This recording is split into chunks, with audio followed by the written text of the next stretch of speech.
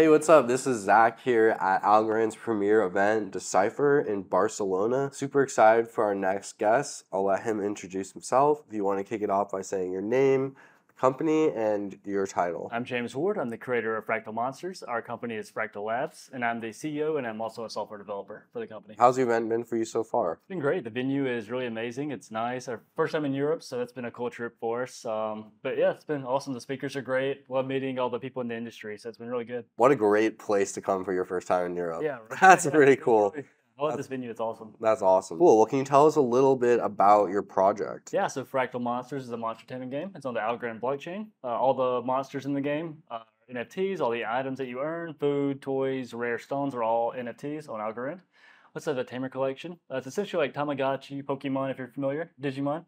So you'll raise a little baby monster, you'll feed it, you'll take care of it, log in every day. It'll grow to a child, adult, then Omega. You can battle other players. You can explore a forest. It's online. You can battle other players and kind of fight for the loot.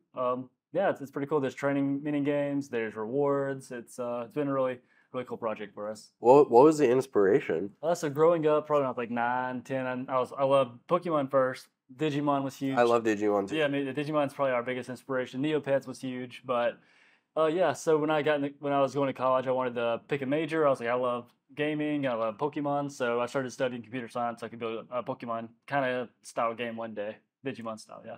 No, that's really cool. It's great to see you following the passion for sure. Yeah, super lucky. If you could talk about maybe, I mean, this might be pretty clear, but one area that you think that you're focusing on the most in sort of sectors of Web3. I mean, it sounds like it's gaming, but is there RWAs? You mentioned NFTs. What other aspects of Web3 would you say are incorporated into into the game? Yeah, so it's very NFT focused. Like I said, all the items that you're going to loot from the forest, the food that are in the boxes, the toys, everything is an asset on the blockchain. So everything that you earn in the game, you actually own it. But you can earn tokens, Gawana, Akita, as you fight other players. So ownership is a big aspect for us. If you go back to the 90s, you know, Pokemon, probably the Pokemon cards. It was fun to battle Pokemon cards, but it's also fun to like try to pull the Charizard, right, and trade with your friends. So ownership is another aspect of fun in gaming, I think. Yeah, no, absolutely. And it makes you a lot more attached to your characters and stuff if you own them. If you own it, yeah, it's actually yours. Right? Yeah, 100%. Why did you decide to build on Algorand? Yeah, so I've always been interested in the technology of blockchain. Algorand was cool because there was more layers than just a cryptocurrency. There was you could build smart contracts. Algorand was fast, you know, it was cheap. So we were looking at it and saying, okay, we could build a cool game with this. The block time's now 2.8 seconds with this finality. So when you send the transaction, you know it's final. Transaction fees are so low. We're looking at other blockchains and they just seemed inefficient. So really the efficiency of Algorand is the reason we built there. We built a prototype about 2 years ago when we got a grant with the foundation. And we were able to quit our jobs, go full time on gaming, which is amazing.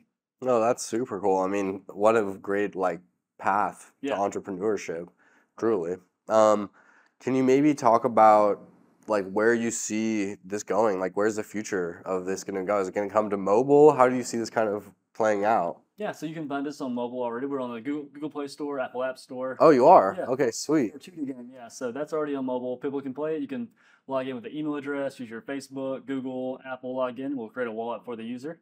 They can just play the game because no one really wants to create a wallet just to test your game. So we will create a wallet for you. We'll send those rewards to that wallet. Then you can come to our website later once you've earned all these items and then convert to a full Web3 user if you prefer, or just play for free and have fun, right? So we're finishing our 2D game by the end of the year, and then next year we're gonna start working on our 3D game. We'll be more focused towards PC and Steam, but our 2D game is also coming to Steam at the end of the year as well. What made you want to go from 2D to 3D? I mean, what's the... So I mean, really the goal initially was 3D, but it's a lot easier to make a 2D game. I can imagine. Yeah, I can imagine. Yeah. So we wanted to do something we knew we could pull off, kind of prove ourselves, and build the revenue up, and then build the 3D game once we complete the 2D game. So really, the scope of the project is the reason we started with 2D. No, it's super cool. And I'm a gamer myself. I've been playing video games my whole life, so Same. I'm definitely going to be checking this out. And yeah, Digimon was one of my favorite games as a kid, and not as well known as Pokemon, but it's fantastic game. Same. Yeah, I'd say the Digimon world is the inspiration, one of the biggest inspirations for our game. Yeah, was that PS1? PS1. Yeah, great game. I loved it. Yeah, I know exactly what you're talking about. Very cool. Could you maybe, okay, this is kind of a more of a mix-up question here, but if you could be on a podcast with any person in the world, what would it be? Who would it be? Oh man, I don't watch a lot of podcasts. I watch the Algorand podcast and I watch Joe Rogan. So Let's lit. let's get on Joe Rogan, I guess. Nice, Yeah, nice. but if I mean like any just general partnership, I feel like Digimon takes with their games they vary their games up right. Pokemon kind of is the same thing over and over, but Digimon likes to take a risk.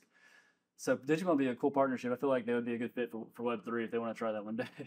That's awesome. Well, thank you so much for the fantastic interview. I really appreciate it, and stay tuned for more. Make sure to download.